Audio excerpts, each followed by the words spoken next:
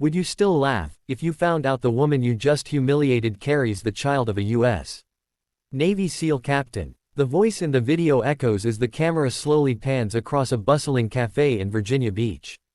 Don't skip this one, because what happened next will change how you see people forever. Before we begin, make sure to hit that like button, subscribe, and turn on notifications, because this is one story you'll never forget. It was a warm Saturday morning, the kind when the ocean breeze carried salt and hope together. The cafe near the boardwalk was filled with chatter, tourists ordering breakfast, locals sipping coffee, and a waitress rushing between tables. Among them walked Amara Johnson, a beautiful black woman, 7 months pregnant, with a glow that came not from wealth or makeup, but from peace. She wore a simple blue sundress, her hand gently resting on her belly. She smiled at people as she entered, though her steps were slower now. She had come to grab a quiet brunch while her husband, Captain James Cole, was on his early morning training run. He was a decorated Navy SEAL, disciplined, brave, and deeply in love with his wife. They had met during a rescue mission years ago, when Amara volunteered as a trauma nurse overseas. Amara found a seat near the window, ordered tea, and waited. That's when the trouble began. The waiter, a tall, thin young man named Kyle, glanced at her with a mix of irritation and disdain. He had been working the morning shift for hours, his temper worn thin. He assumed Amara was another, entitled customer, though she hadn't said a single harsh word. What really bothered him wasn't what she did, it was simply who she was. When Amara politely asked if her tea could be warm instead of lukewarm, Kyle's fake smile vanished. "Yeah, sure. Guess some people can't drink anything that's not perfect, huh?" he muttered, too loudly. She frowned slightly but kept her composure. "I didn't mean to be a bother. I just..." Before she could finish, Kyle turned sharply, grabbed her cup, and deliberately spilled cold water down her arm. The entire cafe went silent. Gasps echoed. Someone whispered, "What's he doing?" Amara froze, her eyes wide in shock. Her dress clung to her belly, her tea dripping onto the floor. She stood there trembling, not because of the cold, but because of the humiliation. Why would you do that?" she whispered softly, tears welling up. Kyle smirked. "Maybe next time, people like you can drink at the diner down the street." His voice dripped with venom.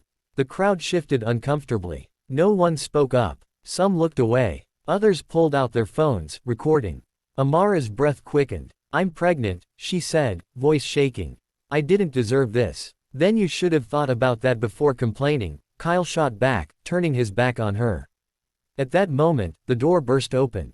A man in running gear stepped in, his shirt soaked with sweat, his expression instantly darkening as he saw his wife crying. James froze for only a second before storming forward. The cafe's quiet turned into tense silence again. "Amara," he said, his deep voice low but trembling with controlled rage. "Who did this to you?" She pointed weakly. Kyle turned, still oblivious to the danger before him. "Oh, what, this your husband? Maybe you two can take your drama somewhere else." The entire cafe collectively inhaled. James took a slow step forward. His presence was overwhelming, disciplined posture, calm eyes that hid storms.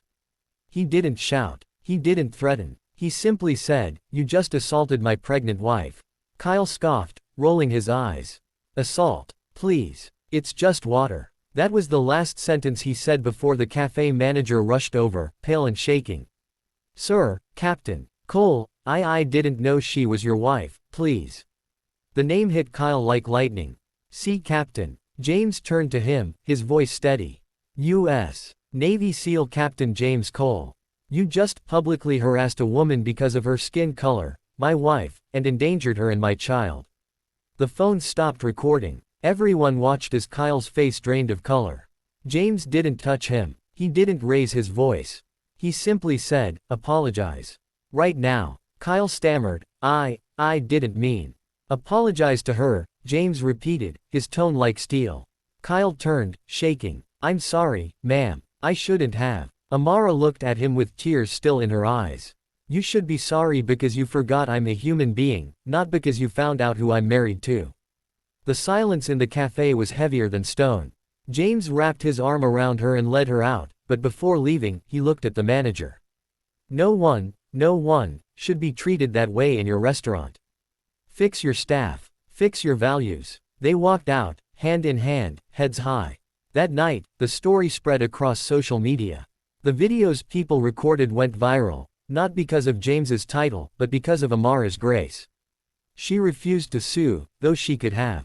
Instead, she appeared in a heartfelt interview a week later. "I forgive him," she said softly. "Because hatred doesn't cure hate. But I hope he remembers, every person you meet is carrying a story you know nothing about."